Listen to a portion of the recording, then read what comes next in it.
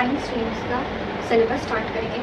हम स्टार्ट करेंगे syllabus biology से, जिसमें हम लोग NCERT बुक को फॉलो करेंगे।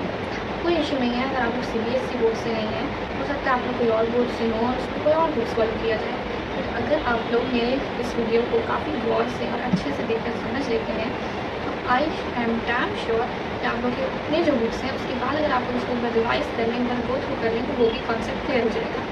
कुछ लोग को ये शिकायत भी हो सकता है कि NCERT में नॉलेज काफ़ी समराइज है, काफ़ी ब्रीफ है, उसके लिए भी कोई इशू नहीं है। आप एक बार इस वीडियो को देख लें, मैं कुछ की पॉइंट्स भी बताऊँगी, आप उसको नोट्स कर लें और मैं काफ़ी इन डिटेल आप लोगों को एक्सप्लेन करूँगी। उसके बाद आप लोगों को कोई डाउट नहीं होने वाला।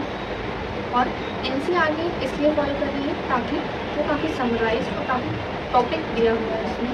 अगर आप लोग अच्छे से लेक्चर को समझने के बाद NCERT का रिवीजन करें तो तैयारी काफ़ी अच्छी होगी।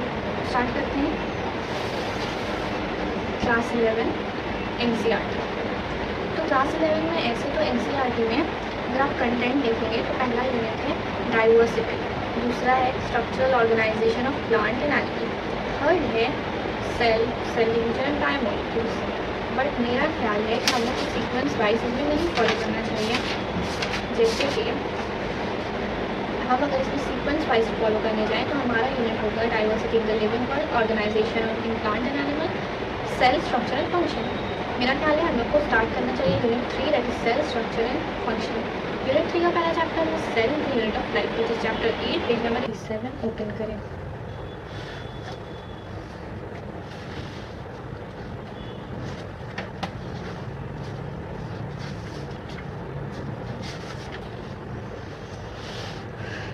यहाँ पे हम NCERT फॉलो कर रहे हैं, पर आप लोग को अभी नोट्स बनाने की कोई ज़रूरत नहीं है। नोट्स मैं नीचे लिंक में डिस्क्रिप्शन बॉक्स में अवेलेबल कर रही हूँ आप लोगों को। आप लोग उसको नोट डाउन कर लें, उससे रिवीजन कर लें एंड आई होप वो आप लोग को हेल्प करेगा और वो काफ़ी ईजी वे में लिखा हुआ है, आप लोग को जल्दी अंडरस्टैंड करने में भी ईजी होगा। So let's start. The fun fact is, do you all know that the human body is made up of 3.7 trillion cells? Interesting, right? So ever wondered what is cell? Just a question arises in your mind. Ever?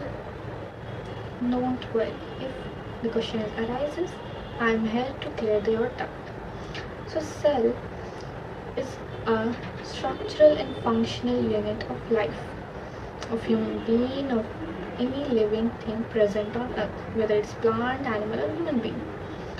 अगर simple भाषा में बताएं तो cell हमारा ज़िंदगी का वो basic unit है जिससे हम बने हैं।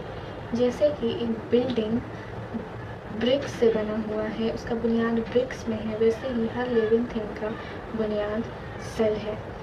सेल को जोड़कर टिश्यू बना है, जैसे ब्रिक्स को जोड़कर पिलर और वॉल बना है। टिश्यूज़ को जोड़कर ऑर्गन बना है, जैसे वॉल्स और पिलर को जोड़कर रूम और फ्लोर्स बना है। उस ऑर्गन को मिलाकर ऑर्गन सिस्टम बना है और उस पिलर्स और रूम को मिलाकर एक फ्लोर बनाया गया है, बिल्डिंग का स्ट्रक्चर दिया गया है। ऑर्गन सिस्टम से बनता है ह्यूमन बॉडी और अ प्लांट और एनिमल। सिमिलरली उस फ्लोर से बनता है बिल्डिंग। तो आप लोग को अब सेल का कॉन्सेप्ट कुछ हद तक क्लियर हुआ होगा। अगर हम NCERT की भाषा में समझें तो सेल एक यूनिसेल्युलर ऑर्गेनिज्म है जो ये ताकत रखता है कि वो इंडिपेंडेंटली एग्जिस्ट कर सके, उसको किसी और चीज़ की ज़रूरत नहीं है एग्जिस्ट करने के लिए। Performing the essential function of life. Cell essential यानी जो ज़रूरत है जिस काम का, जिस चीज़ का ज़िंदा रहने के लिए वो खुद कर सकता है और वो चीज़ वह करता है। और जो भी चीज़ जैसे हाँ है anything less than a complete structure of a cell does not ensure independent life. Cell से कम कोई भी स्ट्रक्चर अगर मौजूद है तो वो इंडिपेंडेंटली रहना पॉसिबल नहीं करता।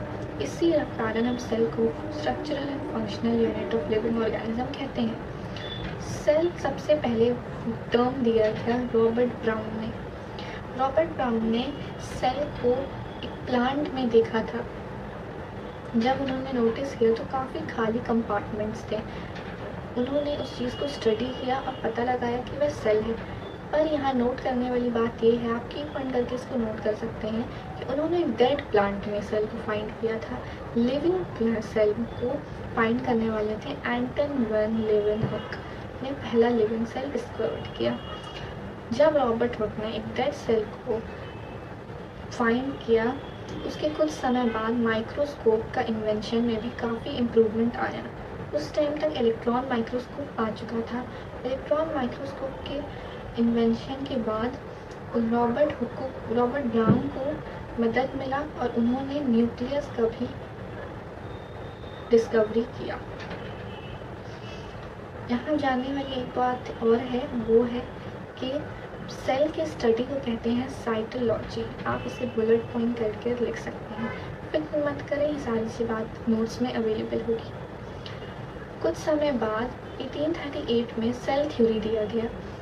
मैथियस शेल्डन ने सेल थ्योरी दिया था, जो कि एक जर्मन बोटैनिस्ट थे। उन्होंने प्लांट में ऑब्जर्व किया कि प्लांट जो है वो काफ़ी सारे सेल्स से मिलकर बना है, जो सेल्स ने टिश्यू बनाया है और वो टिश्यू से प्लांट बना है। उसके कुछ समय बाद श्वान 1939, उसके एक साल बाद, जो कि एक ब्रिटिश जूलॉजिस्ट थे, उन्होंने एनिमल के ऊपर स्टडी कर पता लगाया एनिमल सेल्स के बारे में। उन्होंने ये भी पता लगाया कि एनिमल सेल्स जो है वो एक थिन स्ट्रक्चर। समय बाद 1838 में सेल थ्योरी दिया गया। मैथियस शेल्डन ने सेल थ्योरी दिया था, जो कि एक जर्मन बोटैनिस्ट थे। उन्होंने प्लांट में ऑब्जर्व किया कि प्लांट जो है वो काफ़ी सारे सेल्स से मिलकर बना है, जो सेल्स ने टिश्यू बनाया है और वो टिश्यू से प्लांट बना है। उसके कुछ समय बाद श्वान 1939, उसके एक साल बाद, जो कि एक ब्रिटिश जूलॉजिस्ट थे, उन्होंने एनिमल के ऊपर स्टडी कर पता लगाया एनिमल सेल्स के बारे में। उन्होंने ये भी पता लगाया कि एनिमल सेल्स जो है वो एक थिन स्ट्रक्चर, थिन लेयर से ढका हुआ है और उसे उन्होंने नाम दिया plasma membrane. He also concluded, based on studies on plant tissue, that the presence of cell wall is a unique character. उन्होंने ये भी पता लगाया कि जो सेल वॉल पाया जाता है प्लांट सेल्स में, वो एनिमल में एब्सेंट होता है। वो काफ़ी ख़ास बात है प्लांट्स के लिए, क्योंकि ये एनिमल में एब्सेंट है और ये सिर्फ प्लांट में पाया जा रहा है। सेल वॉल प्लाज्मा मेम्ब्रेन के ऊपर वाले लेयर, एक और लेयर पाए जाने को कहते हैं। शेल्डन एंड श्वान साथ में मिलकर सेल थ्योरी दिए थे। उनका सेल थ्योरी काफ़ी हद तक ठीक था, पर वो कुछ की पॉइंट्स को बताना भूल गए थे, जिसे बाद में 1855 में रुडोल्फ वर्च्यू ने बताया। उन्होंने ये चीज़ बताया कि एक सेल बन रहा कैसे है, उसका एग्जिस्टेंस हमेशा जारी कैसे है, और उन्होंने एक सेंटेंस दिया, ओमनिस सेल्युलर सेल्युला, जिसका मतलब है cell arise from pre existing cell, यानी एक सेल अपने पिछले सेल से जन्म ले रहा है। और इस तरह सेल थ्योरी को रुडोल्फ वर्च्यू ने पूरा किया। अगर आई होप आप लोग को ये वीडियो काफ़ी हद तक समझ आया होगा। हम इस नेक्स्ट वीडियो में थोड़ा और डिटेल्स में सेल में जाएंगे। हम लोग नेक्स्ट वीडियो में सेल्स के ऑर्गेनल्स के बारे में पढ़ेंगे, टाइप्स के बारे में पढ़ेंगे और थोड़ा डीपली इस टॉपिक। तो अगर आप लोगों ने इस वीडियो को अच्छे से देखा है, आपके कॉन्सेप्ट्स क्लियर हैं, तो चलिए कुछ क्वेश्चन आंसर्स करके देखते हैं। इसका आंसर आप कमेंट में मेंशन करें। फर्स्ट लिविंग सेल डिस्कवर्ड किसने किया था? You have 5 seconds to answer this question. That is 5, 4, 3, 2, 1, 0.